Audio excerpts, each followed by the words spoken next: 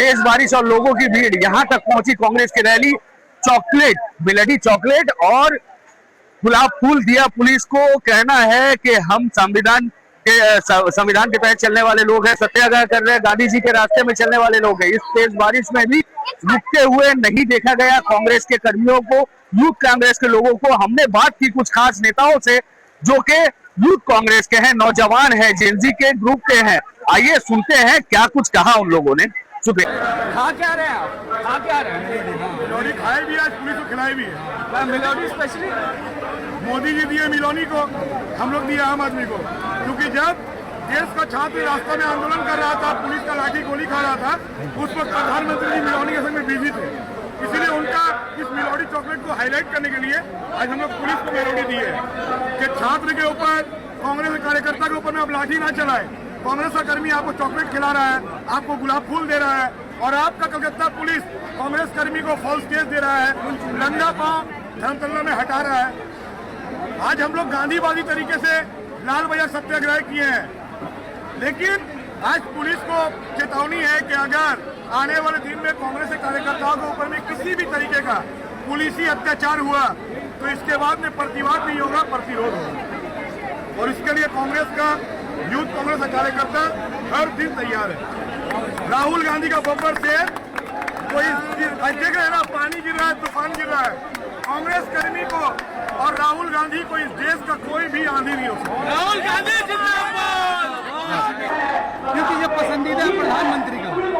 जब वो बाहर जाते हैं रशिया में तो वहाँ के प्रधानमंत्री को मेलोडी चॉकलेट देते हैं। तो हम अपने जो भारत देश के जो हमारे ऑफिसर हैं, जो हमारे जनता, उनको भी हम मेलोडी खिला सकते हैं। सिर्फ स्पेशल मेलोडी के लिए मेलोडी की हम लोग भी मेलोडी खा सकते हैं। इसलिए हमारे प्रेसिडेंट शुभंकर सरकार ने पुलिस कर्मी को फूल और मेलोडी चॉकलेट देके स्वागत किया। बारिश की वजह से क्या कुछ उत्साह कम हुआ? बिल्कुल, आप लोग देख सकते हैं। आप लोग कांग्रेस, यूथ कांग्रेस का जो कल्चर है, मैं 15 साल से यूथ कांग्रेस में हूँ, मैं स्टेट जनरल सेक्रेटरी हूँ। अगर बारिश नहीं होती तो ये बैरिकेड जो आप देख रहे हैं ये आज नहीं बचता। बारिश की वजह से लोग, अभी वायरल फीवर चल रहा है जिसके वजह से लोग साइड में हैं, वरना अभी भी हमारा तादाद कम से कम मोर देन 10,000 लोग हमारे यहाँ पे आए थे, और पुलिस के सिर्फ 100 से 200 हैं। हम लोग के सामने नहीं टिकते, कभी भी नहीं टिके। टीएमसी के वार्ड 78 के युवा कार्यकर्ता शाहनवाज कितना किलोमीटर पैदल चले? 6-7 किलोमीटर बारिश में भीग के थक गए। कांग्रेस के लिए यहाँ पर तक जा रहा है, बैरिकेड लगा हुआ था। जिस तरीके से हम लोग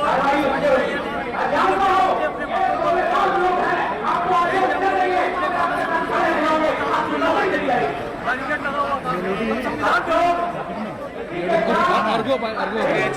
संविधान को नहीं तोड़ा जा सकता है। आगे और सारे कार्यकर्ता के हाथ में तो गुलाब फूल है या मुंह में मेलोडी है, ऐसा क्यों? हिंदुस्तान के पुलिस के हाथ में है, चाहे वो कांटी वाली लाठी है, चाहे वो आंस के गोले हैं, चाहे वो बलकत्ता से मारने वाले उनके हाथ में करंट वाला लाठी है।